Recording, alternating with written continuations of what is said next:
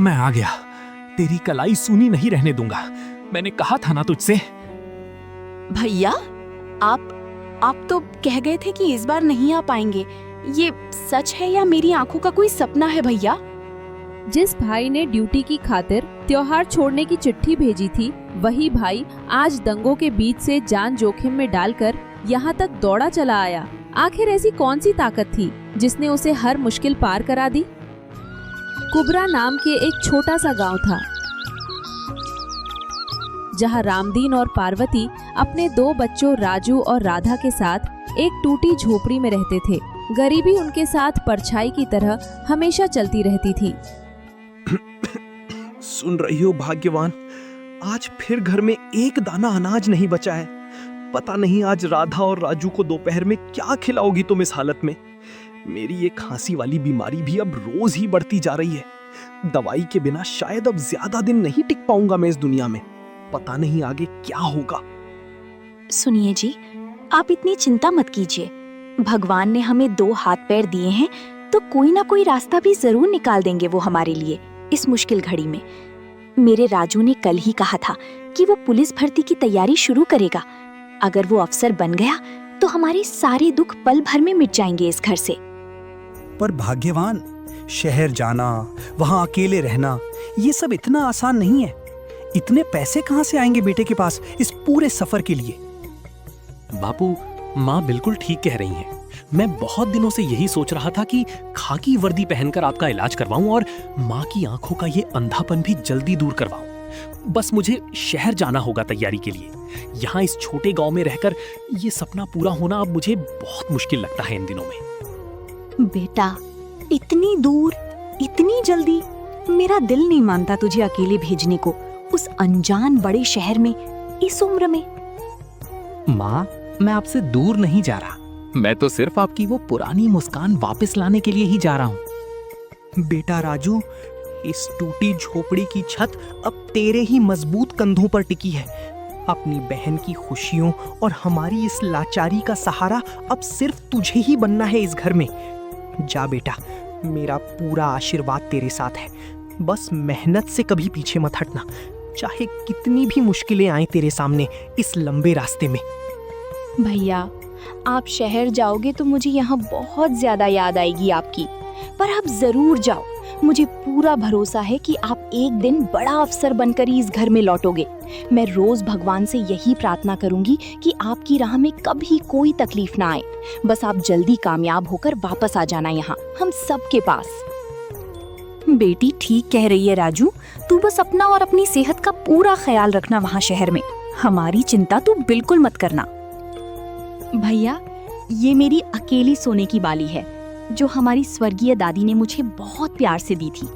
इसे रख लो और इससे अपना किराया और शहर के शुरुआती सारे खर्चे निकाल लेना। आपकी कामयाबी से बढ़कर मेरे लिए इस दुनिया में कोई गहना नहीं है। आप शहर जाओ और पुलिस अफसर बनकर ही अब वापस लौटना यहाँ इस घर में। नहीं राधा, ये तेरी इकलौती निशानी है। मैं इसे भला कैसे ले सकता हूँ तुझसे इतनी आसानी से? भैया, आपकी कामयाबी मेरे लिए इस दुनिया की हर निशानी से बड़ी है। रख लीजिए इसे बस अब चुपचाप। राधा, तेरा ये त्याग मैं जीवन भर कभी नहीं भूलूंगा। मैं तुझसे वादा करता हूँ कि जल्द ही तुझे इससे भी सुंदर गहने बनवा कर दूंगा, अपनी पहली कमाई से इस शहर से। तू बस अपना और माँ बापू का पूरा ख्याल रखना। मैं जितनी जल्दी हो सके उतनी जल्दी वापस लौटने की पूरी कोशिश करूंगा इस अपने गांव में फिर से। भैया, आप बस अपनी पढ़ाई पर ध्यान लगाना। हम सबका यहाँ का ख्याल आप बिल्कुल मत कीजिए इस बार। राजू अपने माँ बाप के आशीर्वाद लेकर और बहन से मिलकर शहर की उस अनजान राह पर निकल पड़ा, ये जाने बिना कि वहाँ उसकी किस्मत में अभी कितने बड़े इम्तिहान लिखे हुए थे।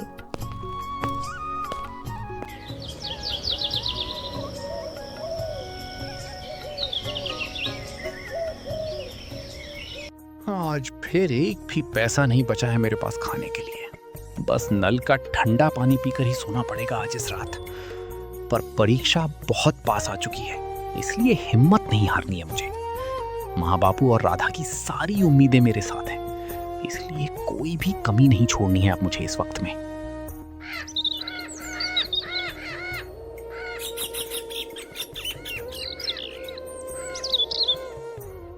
राधा बिटिया, इतनी छोटी उम्र में तू घर घर जाके बर्तन मांज रही है। अपनी माँ को ये बात बता क्यों नहीं देती? वो सुनकर बहुत दुखी हो जाएंगी ये सब जानकर। इस उम्र में तेरी तुझे इतनी मेहनत करने की भला क्या जरूरत है? थोड़ा आराम भी कर लिया कर बीच बीच में। अपनी सेहत का भी ख्याल रखा कर बेटी। कमला चाची, बापू की दवाई का पूरा खर्चा निकालना है। भैया शहर में मेहनत से पढ़ाई कर रहे हैं। अगर मैं भी घर में हाथ नहीं बटाऊंगी तो ये घर कैसे चलेगा इस हालत में? भैया जल्दी ही अफसर बनकर लौटेंगे, फिर हमारे सारे दुख हमेशा के लिए खत्म हो जाएंगे। बस थोड़ा और धैर्य रखना है हम सबको अभी। भगवान तेरे भैया की जल्दी सुने बिटिया। तू भी सच में बहुत हिम्मत वाली और नेक दिल लड़की है इस उम्र में। आपकी दुआ ही चाहिए बस चाची। इस पूरी दुनिया में और कुछ भी अब नहीं चाहिए मुझे अभी। ऐसे ही कुछ महीने बीत जाते हैं।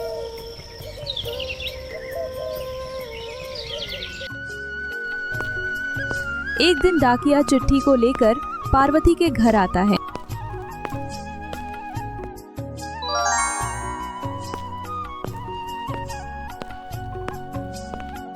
जी सुनिए, राजू की चिट्ठी आई है शहर से। जल्दी से इसे पढ़कर सुनाइए मुझे। मेरा दिल बहुत जोर से धड़क रहा है इस वक्त इसे देखकर। पता नहीं इसमें क्या लिखा होगा। भगवान करे मेरे बेटे की सारी मेहनत आखिरकार रंग लाई हो इस बार भी। मेरा मन बहुत बेचैन हो रहा है अभी इस पल में। जल्दी बताइए।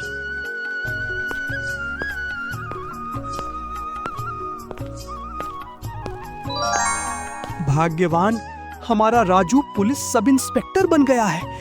उसका चयन आखिरकार हो गया है। अब हमारे बुरे दिन बदलने वाले हैं इस घर में हमेशा के लिए, इस पल से, आज। मेरी तो आंखें ही नहीं मान रही इस खुशखबरी पर।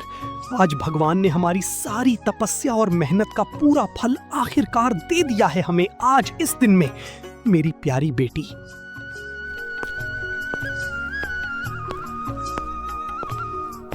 माँ, मुझे पूरा यकीन था कि भैया जरूर कामयाब होंगे एक दिन। उन्होंने हमसे जो वादा किया था वो निभा ही दिया आखिरकार। अब हमारी सारी तकलीफें दूर हो जाएंगी हमेशा के लिए इस पूरे घर से। आज मैं अभी जाकर पूरे गांव को ये खुशखबरी सुनाती हूँ।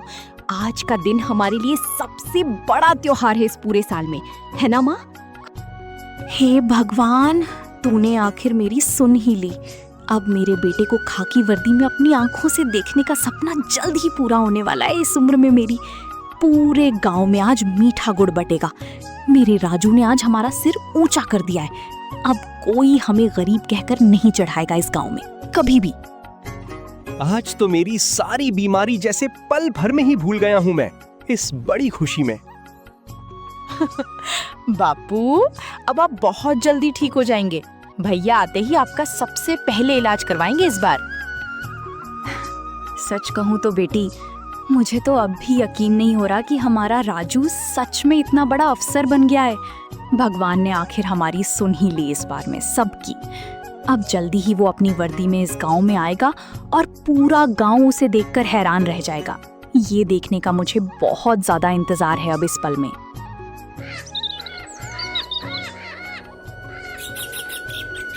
ट्रेनिंग पूरी होने के बाद राजू को पास के शहर में पहली तैनाती मिल गई और जल्द ही सावन का पवित्र महीना आते ही रक्षाबंधन का त्योहार भी बहुत नजदीक आ पहुंचा।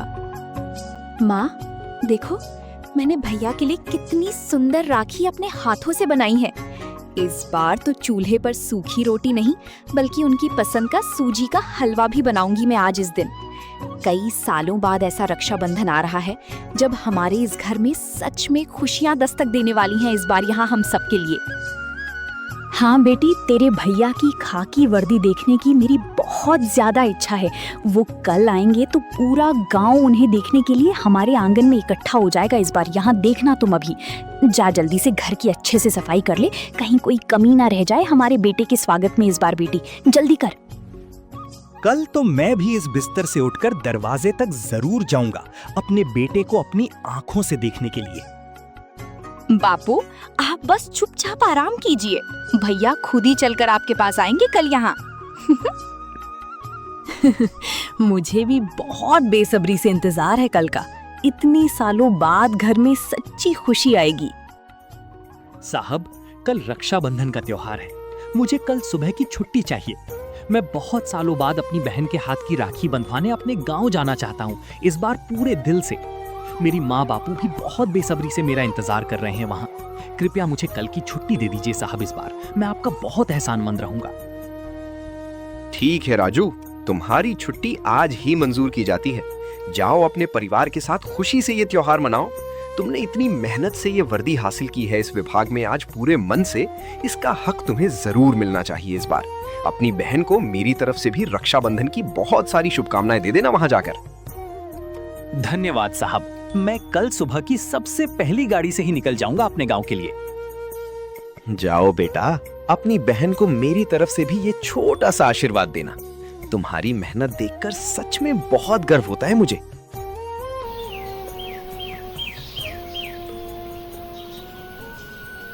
कल राधा की कलाई पर ये चूड़ी देखकर वो कितनी खुश होगी। इतने सालों बाद उसके चेहरे की वो असली मुस्कान देखने का मुझे भी बहुत बेसब्री से इंतजार है इस बार में। सच में बस अब कुछ ही घंटे और बचे हैं इस मुलाकात में, फिर मैं अपने पूरे परिवार के साथ इस त्योहार को खुलकर मनाऊंगा इस बार वहां जाकर।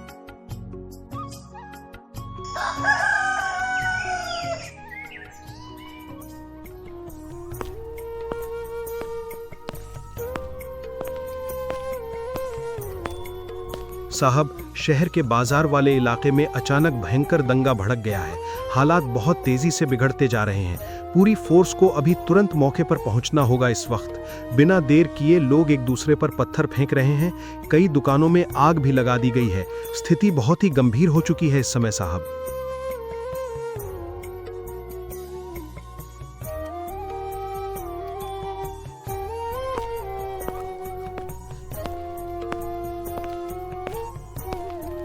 राजू, मुझे सच में माफ करना। इन हालातों को देखते हुए मुझे आज सबकी छुट्टियां रद्द करनी पड़ रही हैं। तुम्हें भी अभी अपनी ड्यूटी पर रुकना होगा। ये अब मेरे हाथ में नहीं रहा। मुझे पता है ये तुम्हारे लिए कितना मुश्किल फैसला है, पर कानून व्यवस्था बनाए रखना अभी हम सबका सबसे बड़ा फर्ज है इस वक्त। राजू, मुझे माफ करना। जी साहब, मैं पूरी तरह समझता हूँ, ड्यूटी हमेशा सबसे पहले होती है। मैं अपनी बहन को चिट्ठी लिखकर सब बता देता हूँ, वो जरूर समझ जाएगी मेरी इस मजबूरी को इस बार में। पर दिल बहुत भारी हो रहा है साहब। कई सालों बाद ये त्योहार आया था और अब शायद फिर से मेरी बहन की कलाई सूनी रह जाएगी इस बार में।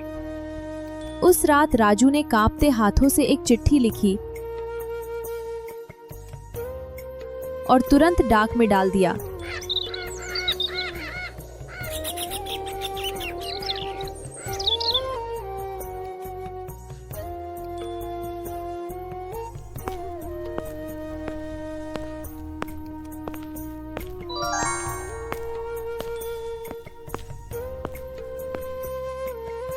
माँ, भैया लिख रहे हैं कि शहर में अचानक भयंकर दंगा भड़क गया है। साहब ने आज सबकी छुट्टियां रद्द कर दी हैं। वो इस बार रक्षाबंधन पर घर नहीं आ पाएंगे हमारे पास इस बार। माँ, क्या हमारी इस गरीबी और लाचारी का साया कभी हमारे इन त्योहारों से नहीं हटेगा? क्या इस बार भी मेरी ये कलाई सूनी रह जाएगी हमेशा की तरह? क्या कहा तूने अभी बेटी? जरा फिर से इसे पढ़कर सुना। मुझे इस बात पर बिल्कुल यकीन नहीं हो रहा है इस वक्त। यही सब लिखा है इसमें माँ। भैया इस बार सच में बहुत मजबूर हैं।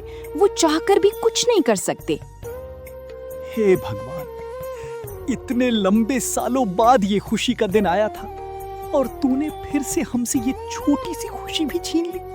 आखिर कब तक परीक्षा लेता रहेगा तू हमारी इस गरीब झोपड़ी की? मेरा मन बहुत ज्यादा बेचैन हो रहा है। पता नहीं मेरा बेटा वहां किस हाल में होगा इस भयंकर दंगे के बीच अभी इस वक्त। बापू, आप मत रोइए इस तरह। भैया की इसमें कोई गलती नहीं है।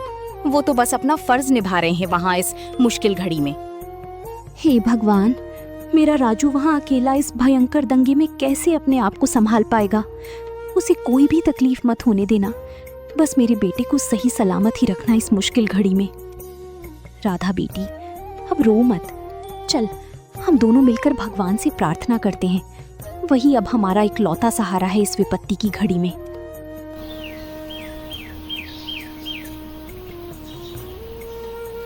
भैया, मुझे आपकी कोई भी राखी अब नहीं चाहिए। बस आप वहाँ किसी तरह सुरक्षित रहना। मुझे बस आपकी सलामती ही चाहिए इस पूरी दुनिया में, और कुछ भी नहीं चाहिए मुझे इस वक्त। पर दिल है कि किसी भी तरह मानता नहीं, बार बार दरवाजे की तरफ ही देख रहा है। शायद कोई छोटा सा चमत्कार हो जाए इस बार भी। चल बेटी, अब तू भी चुपचाप जाकर सो जा। कल फिर से एक नया दिन शुरू होगा हमारे लिए।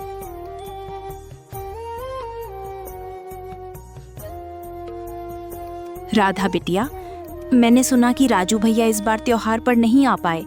मैं थोड़ा हलवा बनाकर लाई हूँ तुम्हारे लिए, थोड़ा खा लो, मन थोड़ा हल्का हो जाएगा इस मुश्किल घड़ी में अभी बिटिया। भगवान पर भरोसा रखो बिटिया, कभी कभी सबसे बड़ी खुशियाँ सबसे मुश्किल पलों के बाद ही आती हैं, ऐसा मेरी दादी कहा करती थी हमेशा। धन्यवाद कमला चाची, आपका ये आना ही हमारे लिए बहुत बड़ी बात है इस मुश्किल वक्त में। बेटी, तू चिंता मत कर, मैंने अपने जीवन में बहुत कुछ देखा है। जो रिश्ते सच्चे होते हैं वो कभी दूरी से नहीं टूटते, चाहे कितनी भी मुश्किल आ जाए बीच में। राजू भैया का दिल तो यहीं तेरे पास है, बस उसका शरीर वहाँ ड्यूटी में फंसा है। ये बात कभी मत भूलना तू इस मुश्किल घड़ी में बिटिया। चाची, आपकी बात सुनकर थोड़ा सुकून मिला है दिल को, पर फिर भी मन बार बार दरवाजे की तरफ देखता है। शायद कोई चमत्कार हो जाए और भैया अचानक ही सामने आ जाएं इस त्योहार पर, आज इस घड़ी में। कभी कभी दिल उम्मीद छोड़ना ही नहीं चाहता, चाहे कितनी भी बार टूट जाए वो इस तरह की मुश्किल घड़ी में हमेशा, है ना चाची? बेटी, तू भी अब चुपचाप सो जा, कल का दिन शायद कुछ अच्छा ही लेकर आए हम सब के लिए इस बार। कोशिश करती हूँ सोने की, पर मन बहुत बेचैन है। नींद शायद आज नहीं आएगी मुझे।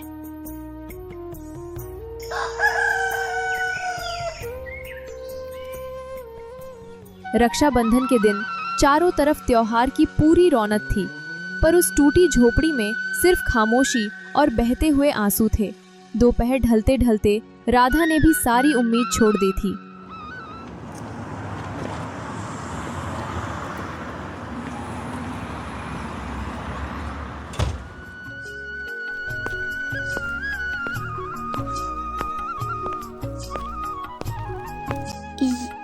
ये तो मेरा राजू है, पर ये अभी अचानक कैसे आ गया? इसने तो लिखा था कि नहीं आ पाएगा इस बार। कहीं कोई अनहोनी तो नहीं हो गई मेरे बेटे के साथ? भैया, आप तो कह रहे थे कि इस बार नहीं आ पाएंगे, फिर यहाँ अचानक इस तरह कैसे? कहीं आपने अपनी ड्यूटी छोड़कर तो नहीं आ गए? कहीं आपको इसकी वजह से कोई बड़ी मुसीबत तो नहीं होगी अब आगे इस बात से? भैया जल्दी बताइए मुझे, मेरा दिल बहुत जोर से धड़क रहा है इस वक्त आपको यहाँ देखकर अचानक इस तरह से। राधा, दंगे का माहौल शांत होते ही मैं दौड़कर वर्मा साहब के पैरों में गिर गया और तुझे दिए वादे का वास्ता दे दिया। साहब ने 3 घंटे की इजाजत दी है मुझे इस बार। रास्ते में जीप खराब हो गई तो मैं कई किलोमीटर भूखा प्यासा दौड़ता हुआ पहुंचा हूं। तेरी कलाई सूनी नहीं रहने दूंगा मैं इस बार। बेटा, तू आ गया आखिरकार। आज मेरी सारी बीमारी जैसे पल भर में ही पूरी तरह गायब हो गई है। तेरी ये मेहनत और ये फर्ज देखकर आज मेरा सीना गर्व से भर गया है इस उम्र में मेरे बेटे। आ मेरे पास बैठ, मुझे तेरा ये खाकी वर्दी वाला रूप एक बार फिर से करीब से देख लेने दे बेटा आज। बापू, आपका और माँ का वो आशीर्वाद ही था जो मुझे आज यहाँ तक इतनी दूर से खींच लाया है। बेटा, तू हमेशा ऐसे ही ईमानदार और नेक दिल बना रहे, यही असली दौलत होती है हमारे लिए इस पूरी दुनिया में बेटा। बाबू, अब आपको अपने इलाज के लिए इस तरह तड़पना नहीं पड़ेगा। ये देखिए, मेरी पहली कमाई है। कल ही शहर के अच्छे डॉक्टर को दिखाने की व्यवस्था कर दूंगा मैं आपके लिए। और माँ, अब तुझे इस धुएं में अपनी आंखें नहीं जलानी पड़ेंगी कभी। जल्द ही तेरा भी इलाज करवाऊंगा मैं। बस अब कोई तकलीफ नहीं झेलनी पड़ेगी इस घर में तुझे। मेरे लाल, तूने आज जो कुछ भी किया है वो इस दुनिया में कोई भी कभी नहीं भूल सकता। तू सिर्फ मेरा बेटा नहीं है, आज सच में हमारे इस पूरे घर का सबसे बड़ा सहारा बन गया है तू मेरे लिए इस घड़ी में। आज मेरे इस लाल बेटे, भगवान तुझे हमेशा खुश और सलामत रखे इस दुनिया में। मेरी सबसे प्यारी राधा, तेरी इस नाजुक कलाई को भला मैं सूना कैसे छोड़ सकता हूँ? ऐसा ये खाकी वर्दी वाला भाई कभी भी होने नहीं देगा, चाहे इसके लिए मुझे कितनी भी दूर से दौड़कर क्यों ना आना पड़े। इस बार भी और आने वाले हर एक बार में भी, हमेशा। ये मेरा वादा है तुझसे, आज इस पल में मेरी बहना। भैया, आपके माथे पर ये चंदन का तिलक हमेशा आपकी रक्षा करे। शुक्रिया बहना, तेरी ये राखी मेरी कलाई पर हमेशा मुझे मेरी जिम्मेदारी की याद दिलाएगी। भैया, आज मुझे सच में एहसास हुआ कि असली रक्षाबंधन कभी धागे में नहीं होता, बल्कि उस भरोसे में होता है जो आपने आज इतनी दूर से दौड़कर पूरा करके दिखाया है मुझे इस बार।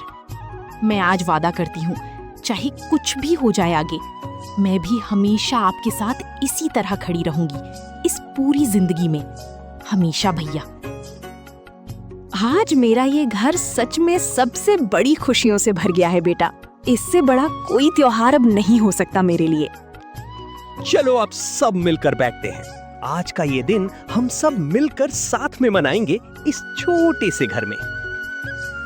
बापू, आज इस पल को देखकर मुझे लगता है कि दुनिया की कोई भी दौलत उस सुकून के आगे छोटी है जो अपने परिवार के साथ इस तरह बैठकर मिलता है। इस त्योहार पर, आज इस घड़ी में, अब चाहे कितनी भी मुश्किलें आए आगे, हम सब मिलकर हर मुश्किल का सामना करेंगे। यही असली ताकत है इस परिवार की, हमेशा। ये केवल एक त्योहार नहीं था, बल्कि एक गरीब परिवार के अटूट प्यार और त्याग की वो अमर गाथा थी जिसने साबित किया कि सच्चा फर्ज और सच्चा प्यार हर दूरी से बड़ा होता है।